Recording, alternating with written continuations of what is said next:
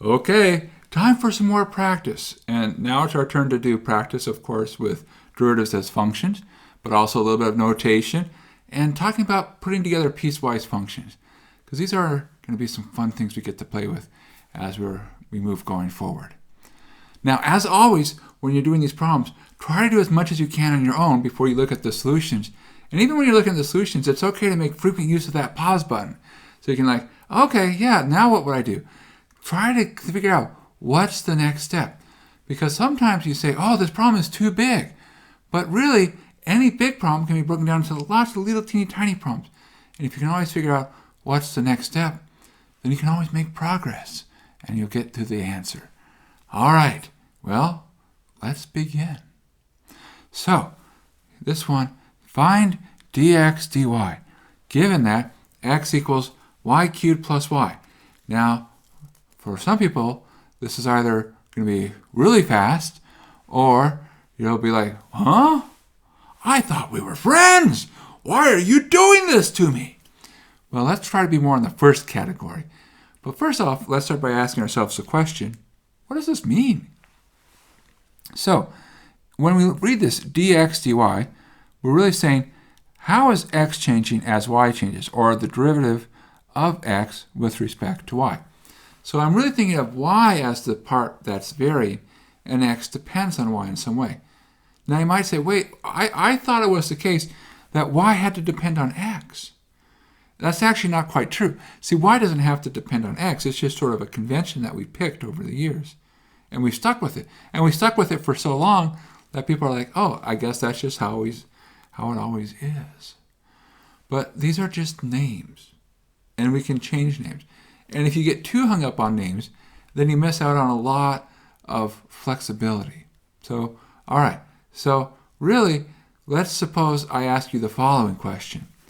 If I had asked you the question, find dy dx, given that y equals x cubed plus x, you'd probably say, yeah, I can do that. In fact, I can read off the answer. 3x squared plus 1. Easy. So what happens here? It's the same processes. We want you to be open to the idea that, hey, I can change names, and that's okay. So what happens here is we can say, hey, it's just like I'm taking the derivative. Y is now my variable. So dx dy, which of course is just another way of saying take the derivative with respect to y of x, which is really just another way of saying take the derivative with respect to y of this expression, y cubed plus y. It is 3y squared plus 1. And that's our answer. Good. Yeah. Boy, I hope all of them are this fun. Well, we can hope. All right. Another problem. Actually, I'm going to skip over. Let's do this one next. Okay. This question. Find the left and right-hand derivatives at a equals 1 for f of x. So this is a piecewise function. We have our pieces x to the fourth, 2x squared minus x, and x cubed. So we want to find the left and right-hand derivatives at 1 and ask the question, is f differentiable at 1? All right, so let's figure this out. So let's start with our left. So if we're coming from the left, that means we're coming from below. So we're below the point 1. So we're going to take a limit as h goes to 0 of f of 1 plus h minus f of 1 all over h. Okay, well, that's our limit as h goes to 0. Whoops, I forgot to mark from below.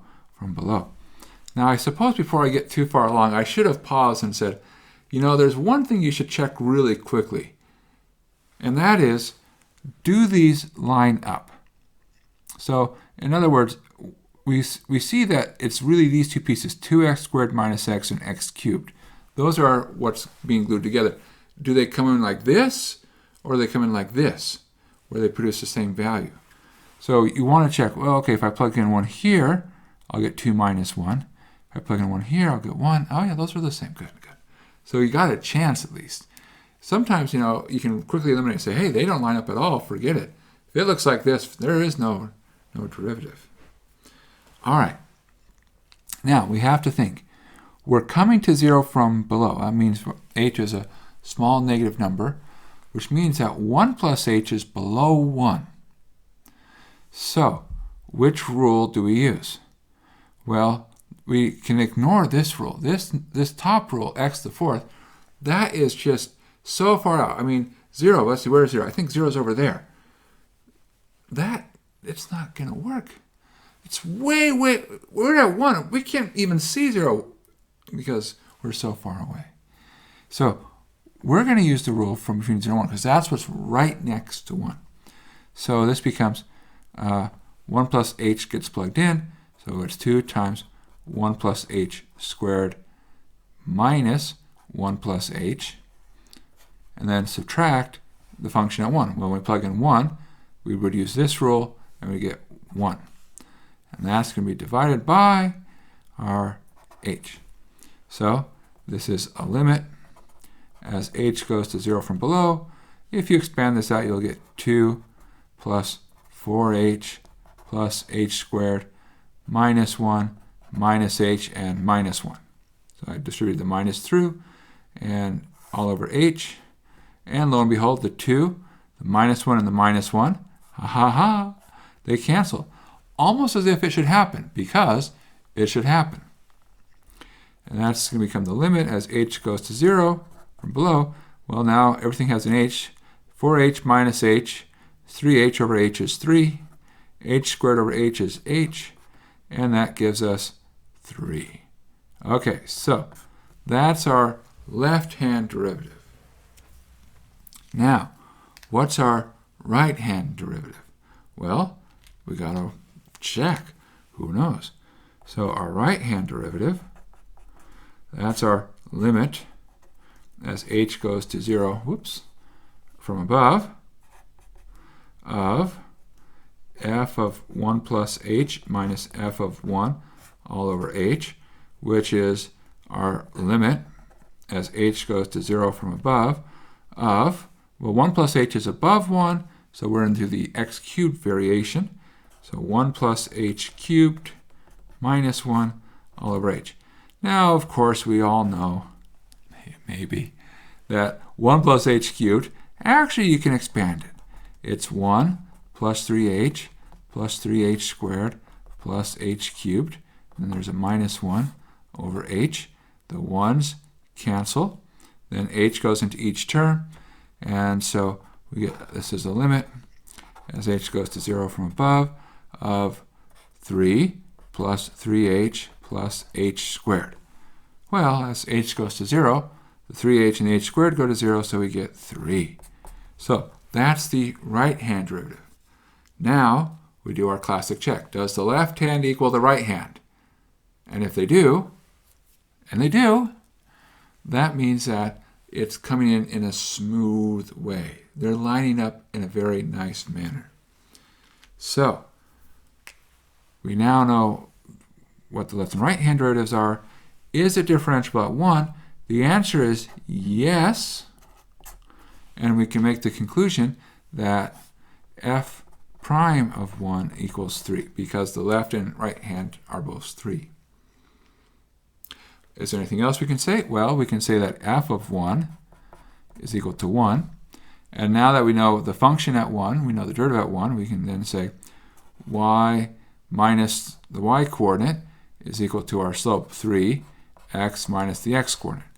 Or you can rearrange that to say y equals 3x, and then there'll be a minus 3, and then there'll be another plus 1, so y equals 3x minus 2. And that's the answer. Now, that's if we were doing limits. Now, let's suppose for a second we didn't want to do limits. Can we actually do this in a different way? And the answer is yes. You first check a couple things. So, step 1, you check, is it continuous? And If the answer is no, then stop. As soon as the answer is it's not continuous, then you know it can't be differentiable. It's not differentiable. So I'm not talking about left-hand, right-hand derivatives right now. I'm just saying, are you asking the question, is it differentiable? So is it continuous? If you get a no, stop. And how do you check if it's continuous? You plug in the 1 into both the functions. All right. Then the second thing is take derivative of each part. So in our case, what would we have? What we would have is we'd have 2x squared minus x, 0 less than x less than 1, and 3x squared for x above 1. Now, I want to point out something really delicate here. Do you see I did something? I'll be even really specific right there. What's missing? You see, if you look over here, that says x greater than or equal to 1. But if you look here, it just says x greater than 1. I'm being really careful not to commit to what happens at 1 yet. So away from 1, and when we say away from 1, any small amount is away from 1. So away from 1, then we understand what our derivatives look like. And now, the only question is what happens at 1. So now, the last thing for us to do is after we've checked it's continuous, after we took the derivative of each part, we just check, do the parts agree? In other words, now you would plug 1. Wait, why did this was terrible. I took my derivative wrong.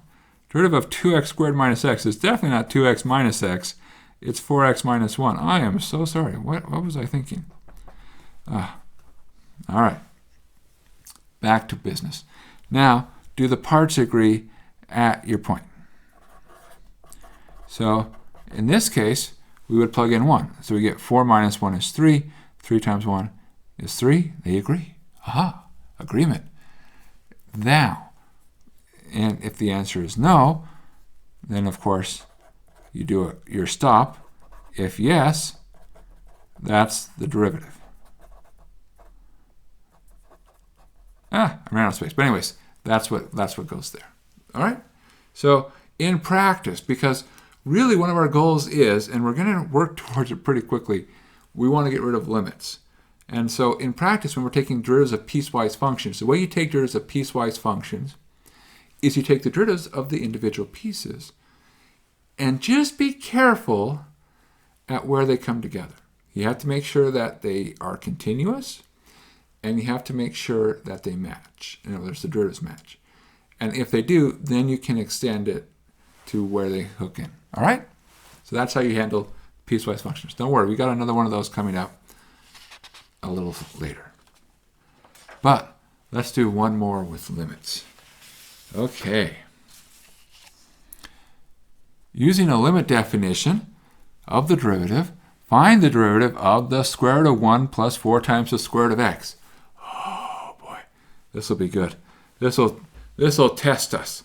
And hopefully in a good way, of course, not test us in like, oh, this is really testing my patience, but more like, hey, let me flex my algebra skills. Okay, so let's get to work. I always have the preference for using the limit definition that involves h. So f prime of x is the limit as h goes to 0 of f of x plus h minus f of x excuse me, all over h. All right, there you go. Now we've started. We always like to start by writing down the definition. It's useful because oftentimes we get partial credit, but also because it's like, okay, now I know how to start modifying.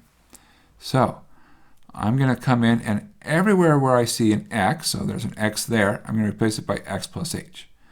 So limit, as h goes to 0, square root of 1 plus 4 square root of x plus h minus square root of 1 plus 4 square root of x all over h. Now we need a plan. Our generic overriding plan is cancel some h's. Something's causing this to be a 0 over 0. It's almost always because we have an h over h. but we got to extract the h from the upstairs, which means we got to do some work. And right now, the h in the upstairs, there's only one, but it's buried, not behind one square root, but behind two square roots. So it's buried pretty deep. So we've got to start chipping away. We've got to start freeing the h from those square roots. So how do we proceed? Well, what we'll do is we're going to just be careful. Now, I didn't have enough space. Can you see what our tool is? How do we get rid of square roots? The answer is we use conjugation. All right, so because we have something minus something, and there's a square root involved, so we're going to take times this by the square root, 1 plus 4 square root of x plus h, plus square root of 1 plus 4 square root of x. Okay, there's our conjugation.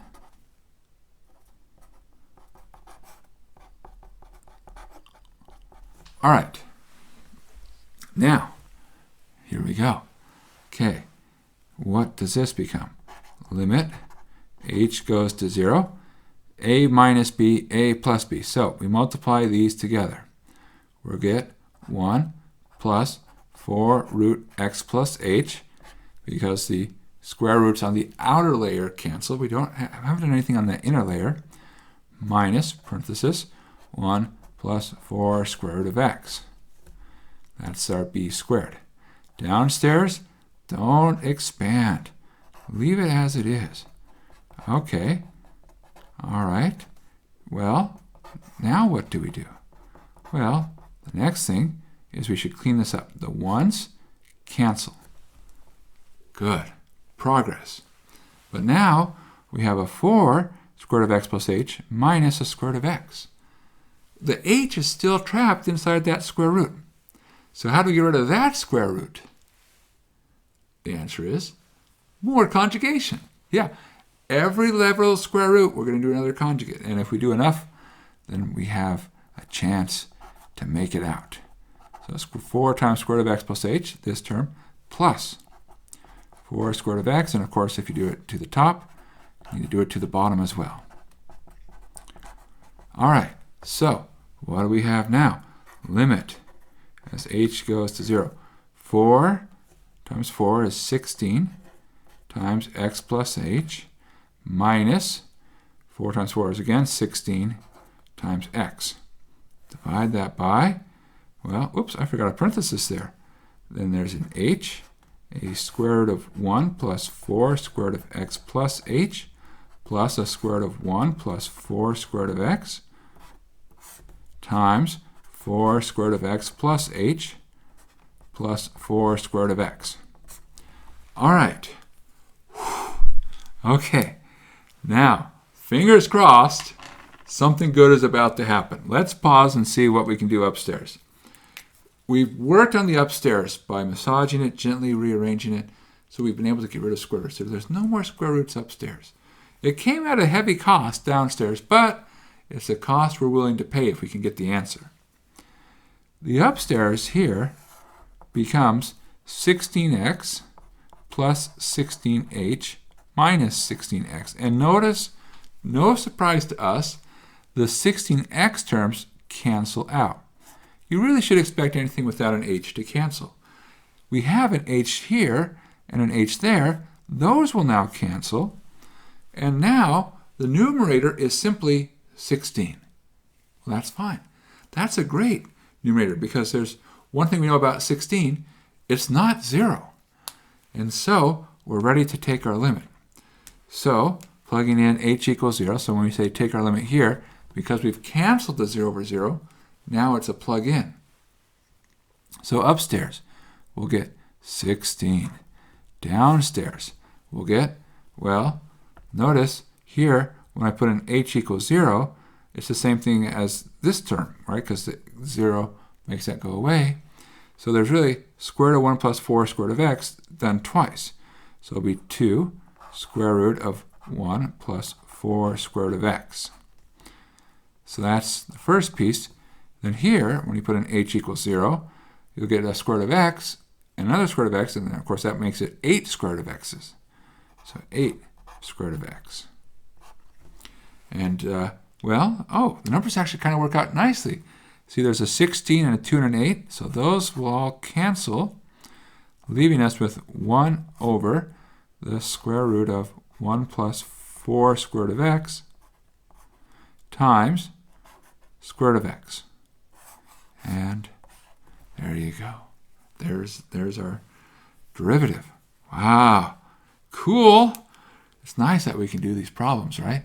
Of course, it'd be nice if we could do them faster. We're going to get there. We're going to get there. Okay, but we got to do the work now so we can get there. All right, one last problem. Oh, ooh, and it's a good one. Look at it. So, the doctor. You're probably wondering, the doctor? Doctor who? Exactly. So the doctor has discovered that the Daleks have broken the timeline. In particular, that the timeline now has a gap as a piecewise function. Uh-oh, that does not sound good. Well, of course, if we hear the Daleks are involved, it almost never is good. So what does our function look like? Well, our function, it says before time 0, so I'll think of t as a time. After all, it is the timeline. We're just the function t. So we're coming along, and boom. Now what happens? At time starting from 1 on, it's t minus 1. So at 1, it's a 1. And then we move forward. So these actually are in some sense, it's almost like you broke the line f of t equals t and then just like moved part of it over. But yeah, definitely there's a problem here. Now this is catastrophic and would mean the end of time if nothing is done. Thank goodness the doctor's on the case. Using the TARDIS, the doctor will be able to bridge the gap between 0 and 1 with the curve of the form at cubed plus bt squared plus ct plus d, where a, b, c, d can be set inside the TARDIS. Now, in case you're not familiar with what the TARDIS is, it stands for time and relative dimension in space. It's how the doctor gets around. All right. Now, in order to make sure that time will flow through this stopgap, the doctor must not only make sure that the curves line up, but that the transition is smooth. In other words, we don't want time to do this. We want it to do that. It needs to flow smoothly. If there's a that's the end of the universe. All right. So, the question, how should the doctor set A, B, C, D to save the timeline? Wow, there's a lot riding on this. So we need to start thinking about what are some requirements that need to be true and help us figure out what A, B, C, and D should be. So there's a couple of things. What are we looking for? Well, we're looking for something that does the following. Let me get a nice, I'll go with blue. Nice blue color. So I need to somehow come through and do something that looks like that, right? Because I need to smoothly come off and then smoothly join back on. So that's our goal. Something that looks like this. Now, the question is, well, how many requirements do we have? Well, let's count them. First off, I need to make sure I match up. So, and I have to match up at both time 0 and at time 1. So there's a time 0 and a time 1. So there's two requirements. So I need to make sure that whatever I choose for A, B, C, D, that it matches. Now that's not enough, because remember there was something else here. There's a really key word, and it's right here at the end. It's got to be smooth, which is really just another fun way of saying differentiable. Okay, so what does that mean? Well, that means that we really need to have it so that this derivative, it stays sort of unchanged. You know, it's not going to be caught off guard. So we need the derivatives at 0 to exist and the derivative at 1 to exist. So, okay, we had 2 points that have to line up, and we have 2 derivatives that need to happen, which means there's 1, 2, 3, 4 requirements. How many choices do we get? Well, A, B, C, D. 4 choices. Okay, this is a good mix of requirements and choices because it's a nice, 4 equals 4. It's true. I checked it before I started. 4 does equal 4. Okay, well, so where do we go? So what we need to start thinking about is, all right, let's write down a couple of basic facts. We need to pass through the point, so we need to pass through 0, 0, and 1, 0. All right? So now I'm going to plug 0 into here and see what I get. So when I plug in 0, I get 0 times A and 0 times B and 0 times C and D. So when I plug in 0, I get D, and that needs to be 0. Hey, whoa, hey, we're a fourth of the way done. Woo! Yeah, we did it. We did it. We solved for D. Okay, so we'll make a little chart here. A equals, B equals, C equals, D equals 0. Now, we're not done. We've got to pass through 1, 0. So 1 cubed times A plus 1 squared times B plus 1 times C plus D. But I know that D equals 0. So that tells us that A and B and C combined have to produce 0. All right. Now, the other part. We need to talk about the derivative. So, what's the derivative? If I look at f prime of t, this function, I can do the piecewise derivative. It's 1 if I'm below 0, and it's 1 if I'm above 1, because these are lines, and the derivative is the slope of the line.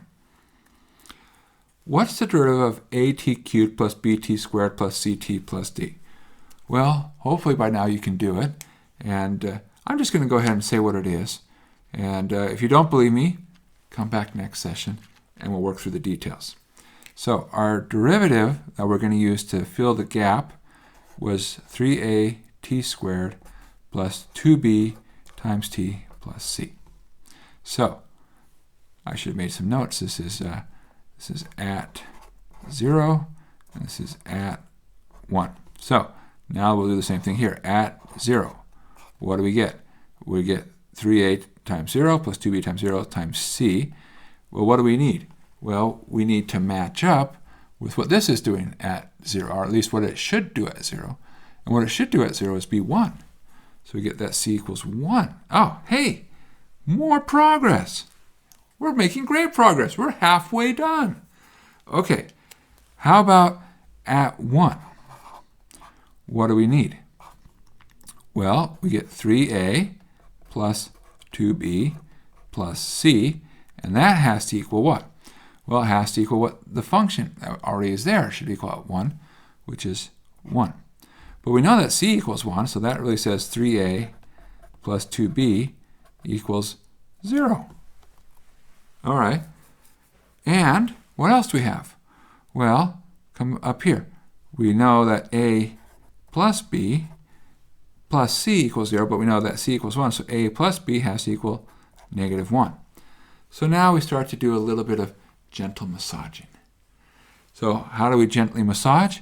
Well, I'm looking for ways to combine these equations together so that I can get some cancellation. So one thing I can do is I can say, well, let's suppose I were to cancel the 2b. Then what I need is something that's not 2b, the opposite of 2b. I need -2b. So I'm going to multiply this bottom equation by -2. 3a subtract 2a is a. 2b subtract 2b, 0. Gone. And then 0 minus 2 times -1 is plus 2. So plus 2. So that says a is 2. And now that we know a is 2, well, just pick your favorite equation. Doesn't really matter which one. So suppose I pick this one. 2 plus b has to equal -1. So 2 plus some number gives me -1. Well, I'll subtract the 2 across. That says b is -3. Ah, good. And there we go. If we choose a equals 2, b equals -3, c equals 1, and d equals 0, then we're going to smoothly transition, and time and space are saved. Good, good. Ah, what a fun adventure. We would make some wonderful companions for the doctor, helping them whenever they we're faced with a challenging problem. Okay, but for now, we got to keep honing our skills so that we can be ready for our own challenging problems. All right, well, thanks for joining me for the practice. Have a good day.